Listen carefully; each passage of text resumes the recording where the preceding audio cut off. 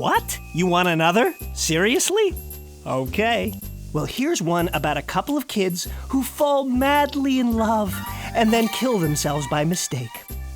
I call it Romeo and Juliet.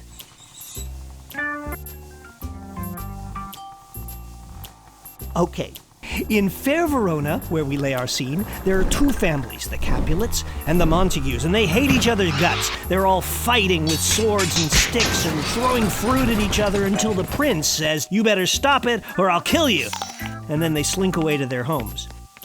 Now Romeo Montague and his best friend Mercutio sneak into a party in disguise because it's thrown by their arch enemies, the Capulets. But what's this? Romeo sees Juliet and schmack, they fall in love, like instantly. Stupid kids. Now right away, Romeo turns into a stalker. He sees Juliet on a balcony and he says, "But soft, what light through yonder window breaks?" And then lovely Juliet utters the immortal words, "Romeo, Romeo, wherefore art thou Romeo?" And then Romeo jumps out of the bushes like a lunatic, and they decide to get married. So the next day, a secret wedding is performed by Friar Lawrence, who's a few French fries short of a Happy Meal, let me tell you.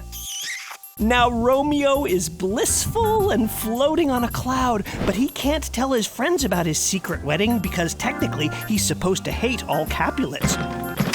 But when Juliet's nasty cousin Tybalt challenges Romeo to a duel, Romeo refuses to fight. So Mercutio fights Tybalt instead, and Romeo grabs Mercutio like no, but that allows Tybalt to kill him. And then Romeo gets pissed off, so he kills Tybalt. And then the prince is really pissed off, and he says, "Romeo, you are totally banished." Oh my. Now that night, Romeo sneaks back to Juliet, and they bend a couple in the doodah room, if you catch my drift, until the morning comes. And then they get into an argument about a bird. Is it a lark? Is it a nightingale? Who cares? And Romeo says, "Look, I gotta run because I'm banished. Bye."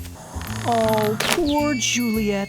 Just when things couldn't get any worse, her dad tells her she has to marry a guy named Paris. And Juliet would rather die than marry a guy named Paris. Juliet's crying, and the friar's moaning, and her nurse, who has this stupid hat, is also crying.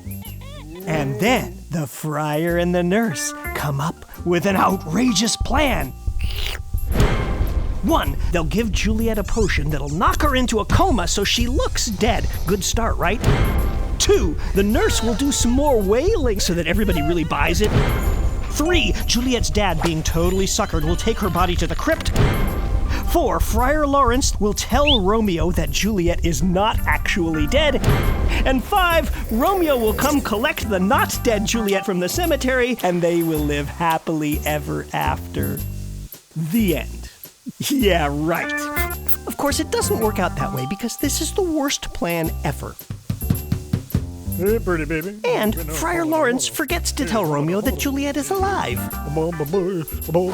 Romeo finds his darling Juliet, who looks like she's shuffled off her mortal bucket, and he wants to end it all too, but just then Paris shows up and he says, "This is all your fault, I'm gonna kill you." So Romeo kills Paris, and then he kills himself with poison. Juliet wakes up, she sees Romeo dead, she stabs herself, and the two families show up and they find Paris killed and Romeo poisoned and Juliet stabbed, and there's blood everywhere, and they say, you know, maybe we shouldn't fight anymore. The end. Aw, there's nothing like a good love story. And believe me, this is nothing like a good love story. Somebody mop up all this blood, please, before someone slips on it. What? It stained your stuffing? Seriously? Get over it.